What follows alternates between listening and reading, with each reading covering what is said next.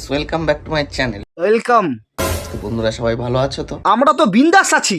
তোমার খবর ভালো তো? আরে আমি গান শুনামু। তো ভেজা চুলে ঠিকঠাক লাগছে তো গাইস? মোটামুটি এভারেজ।